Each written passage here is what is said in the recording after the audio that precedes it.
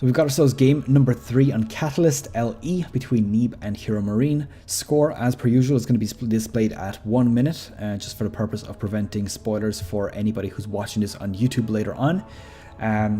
Let's introduce our players. So we've got ourselves Neeb on the bottom right hand side here. He's playing Protoss. Doesn't have a team currently. His name is Alex Sunderhaft, 19 years old, and he's from the United States of America. His opponent is going to be HeRoMaRinE. HeRoMaRinE obviously playing the Terran race, as you can see here. His team is mousesports, which is a well-known esports team. Gabriel Segat is his name. He's 20 years old, and he is from Germany. So Europe versus America is what we've got here. This is, of course, the World Championship Series. So we've got ourselves players from all over the world. And let's see how this one plays out. So looking at the production at the moment, one gas is already up for Neeb. Now, Neeb has opted to not go for any Stargates at this point or so far in his games, which is very interesting considering how often Protoss go for Stargates these days. Now, do we have something sneaky going on here? Ooh, a pylon. So the question is going to be, is he going to pull off some cheese here, thinking that he is... Oh, sorry. Score, by the way, is 2 for Neeb, 0 for HeRoMaRinE. So if he manages to win this game right here, right now, which could very well be done with a rush like this, then he will progress onto the round of 8 with a very, very quick turnaround. Now, these games have been going on for a bit longer than the typical game these days. The first one was quite standard, the second one was a little bit longer. I think it was, what, about 12 minutes or so. But this one I don't feel is going to last very long. Now, Neeb is preventing his opponent from expanding here. Of course, he can put down that command center a little bit further away, not having to worry too much about the fact that there is a pylon in the way. He can just, of course, lift off the command center a little bit later on. So let's see what he's going to plan here. He's not going for an expansion yet. So again, he's deviating from his previous 2 builds. This Reaper is going to spot this straight away before the first unit comes out. And this is a big deal. This is going to hurt Neeb quite a lot, simply because he is going to be spotted out very quickly. HeRoMaRinE is going to know that he needs to produce extra units. And at that point, it would be very, very dangerous for HeRoMaRinE. So obviously, as you can see here, the command center did get cancelled and moved up onto the high ground here just to keep it safe. Obviously, if he sees that his opponent has a rush coming in, he does not want to have that exposed big building in the front of his base. So let's see what he's going to make out of that proxy gateway. Not a whole lot at the moment anyways. I mean, he's got himself another stalker coming out here. Gateway is Gateway ready? I don't think it is. No, he doesn't have gateway researched yet, so it's gonna be quite an easy defense for HeRoMaRinE so far. I think he should be just fine, simply because there's not a whole lot of production. And oh no, Neeb has actually opted to go for a Nexus now. So I suppose from one sense it's actually quite okay, because he's prevented his opponent from getting an economic advantage. There is, of course, that command center, which I'm sure Neeb will be aware is probably happening up here. But he knows, or he does have that knowledge that currently HeRoMaRinE is not mining out of a second base, which is quite okay for him. He's quite happy about that knowledge. Now, as you can see here, the command center is complete, so he will be able to move that out as soon as this early rush is actually fended off.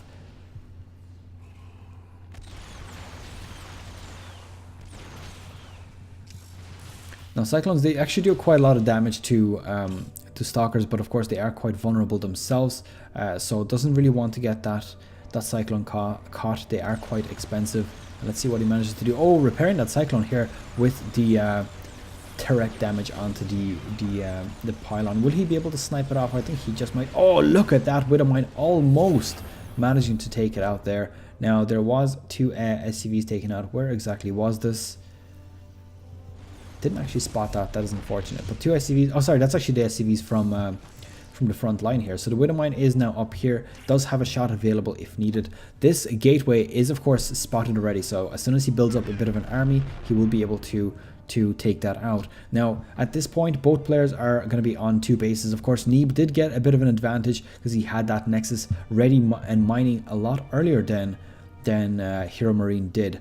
but now that both players are on 2 bases, he should be able to catch on up and continue on with his production. Now this has been destroyed at this point. This gateway is going to be useless. Doesn't even need to kill it because it's just sitting there. It can't do a whole lot. Moving on out with 2 Cyclones and what looks like to be about 8 or 9 sorry, that's 10 Marines and 2 Widow Mines. He could potentially do quite a lot of damage with that, especially considering Neeb does not have any army supply at the moment. He spent quite a lot of time and resources on that rush, which you know, it destroys his production capability at this point.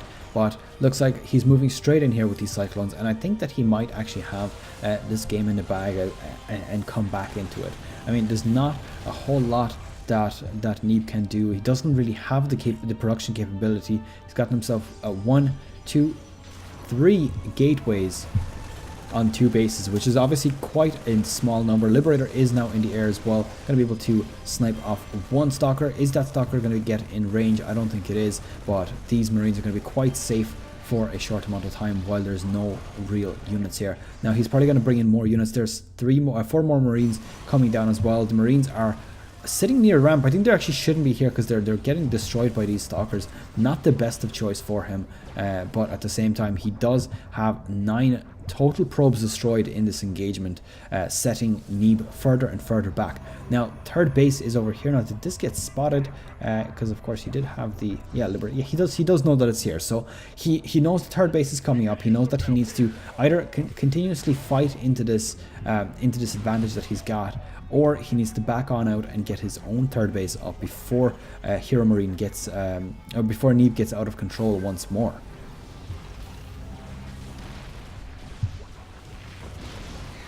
Now these Stalkers, they absolutely have no way of actually breaking through this because there is a siege tank in the background there as well. So going to be back on out here. Looks like there is a Liberator here doing an extra bit of economic damage, disrupting the mining of course in the main base as well, and of course losing it at this point. So that is a little bit unfortunate, but of course that does happen when you set it so bluntly over the Nexus. Now the Liberators actually got changed a little bit recently as well. They now fire further as far as I know, but their vision range is a little bit different, so they don't see as far as they used to, but they have vision of where they're aiming with their Guardian stance.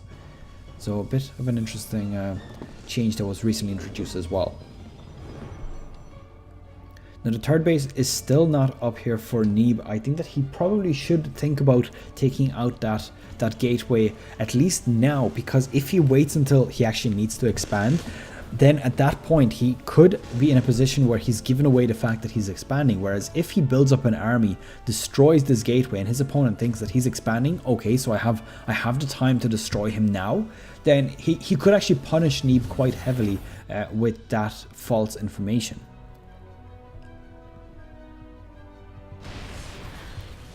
Now 1 Stalker getting taken out here. Those siege tanks are actually in quite a fantastic position to hold off pretty much anything here, excuse me. So looks like he is sitting pretty here in his base, not deciding to do a whole lot right now. The 3rd base of course is fully saturated at this point. There is going to be gas coming up here shortly as well, and this is actually going to put Neeb in quite a good position for the rest of this fight.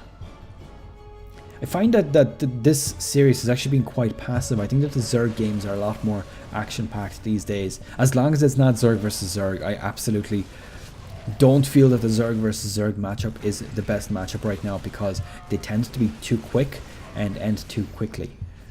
But I said that twice, but you know what I mean. Like, they start off very quickly, and by about 4 or 5 minutes you could have almost an outcome to a game, which kind of takes away from the whole strategic aspect of the game, because you have this, you know, this big tension of a game. Ooh, there is a Dark Templar in the back here. Will he be able to do anything? No, he does. Actually destroys 1 siege tank with the splash of the other siege tanks, and this is actually quite good for Neeb here. I think he's gotten himself a good split, but the siege tanks in the back not getting destroyed, doing a lot of damage. And how many kills has he managed to pick off? 3 and 6, so he's doing absolutely fantastic here, taking out lots and lots of units. There's 8 probes taken out as well, and I think that HeRoMaRinE might be able to shut down this expansion pretty easily. Now 52 army supply to 15. I think that at this point HeRoMaRinE might just take this game.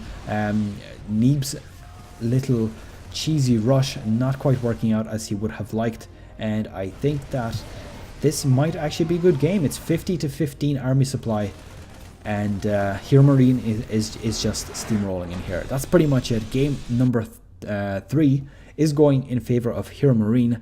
Absolutely fantastic game. I think this was a lot better played by HeRoMaRinE than in the previous games. But look, that's the way the game goes. You have to guess sometimes. Sometimes it doesn't go into your favor. But everything going well for him this time. We're going to be going on to game number 4 shortly.